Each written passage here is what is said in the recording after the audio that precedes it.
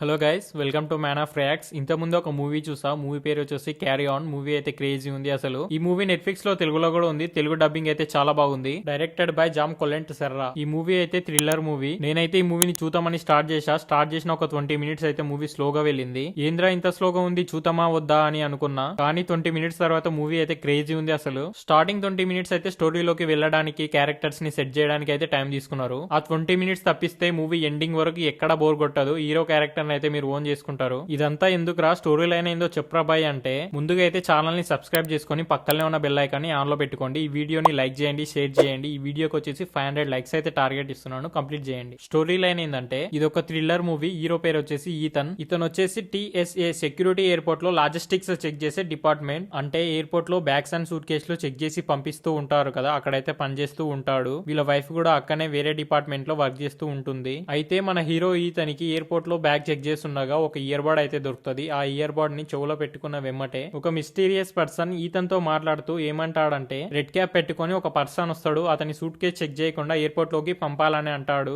లేకుంటే మీ వైఫ్ ని చంపేస్తా అని బెదిరిస్తాడు. అయితే ఆ సూట్ కేసు లో ఒక వైరస్ బాంబు ఉంటది. ఏరోప్లేన్ లో ఎక్కినాక అందరినీ చంపాలని చూస్తాడు. మీతనైతే ముందుగా సూట్ కేసు ని చెక్ చేయకుండా వదిలేస్తాడు. ఆ తర్వాత సూట్ కేసు లో ఏముందో తెలుసుకుంటాడు. ఆ తర్వాత ఏం జరుగుతుంది, మీతన్ ఆ మిస్టీరియస్ పర్సన్ ని ఎలా అడ్డుకుంటాడు, ఏరోప్లేన్ లో ఉన్న వాళ్ళందరినీ ఎలా కాపాడతాడు అని స్టోరీ ఉంటుంది. సిచ్యువేషన్ డిమాండ్ చేయకపోయినా సాంగ్స్ ని గానీ, అనవసరమైన క్యారెక్టర్స్ ని స్టోరీ మధ్యలో ఇరికించడం వంటివి ఈ మూవీలో చేయలేదు. ఇంకా వాళ్ళు చెప్పాలనుకుంటున్న స్టోరీని ఎలాంటి సుత్తి లేకుండా చాలా బాగా చెప్పారు. ఈ మూవీలో బ్యాక్గ్రౌండ్ స్కోర్ అండ్ సినిమాటోగ్రఫీ అయితే చాలా బాగుంది. ఇదొక రొటీన్ స్టోరీ అయినా చాలా కొత్తగా బాగా చూపించారు. ఈ మూవీని ఫ్యామిలీ మెంబర్స్ తో కలిసి ప్రశాంతంగా చూడొచ్చు. మీరు ఈ మూవీని ఇట్లా చూస్తే, అరే ఈ రోజు ఒక మంచి మూవీని చూసాం కదరా అనే ఫీలింగ్ లో ఉంటారు. నాకైతే ఈ మూవీ చాలా బాగా నచ్చింది. మీరు 2024 లో చూసిన ఒక మంచి మూవీ ఏదో కామెంట్ చేయండి. మీకు ఈ వీడియో నచ్చినట్టయితే మన ఛానల్ ని సబ్స్క్రైబ్ చేసుకొని వీడియోని లైక్ చేసి షేర్ చేయండి గైస్.